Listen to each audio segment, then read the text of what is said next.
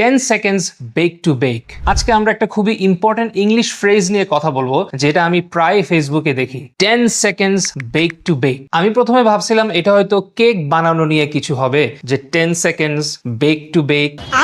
তো তখন আমি শুরু করলাম সব জায়গায় ঘাটাঘাটি করে। আমি অক্সফোর্ড ডিকশনারি খুঁজলাম, কেমব্রিজ ঘাটলাম, গুগলও উল্টায় ফেললাম আমি, কিন্তু কোথাও এটার মিনিং খুঁজে পাই না।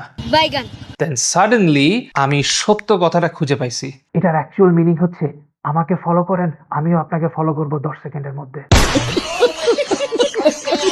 আমরা এখন একটা নতুন ল্যাঙ্গুয়েজের যুগে চলে এসেছি, যেটা হচ্ছে সোশ্যাল মিডিয়া ল্যাঙ্গুয়েজ। এখানে কোনো কিছুই মেক সেন্স করে না, বাট সামহাও সবাই এটাই বলতেছে।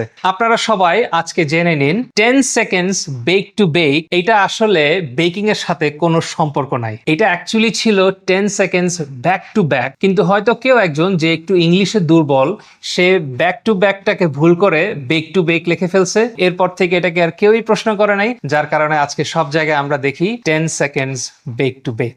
समझ रहे हो आप समझ रहे हो। আপনারা যদি রিয়েল ইংলিশ শিখতে চান, যে ইংলিশটা অ্যাকচুয়ালি মেক সেন্স করে, তাহলে আমাদের ফেসবুক গ্রুপটা জয়েন করতে পারেন, যেখানে আমি ফ্রি ক্লাস নিচ্ছি। তবে একটা জিনিস বলে রাখি, আমার ক্লাসে কোনো বেক টু বেক চলবে না।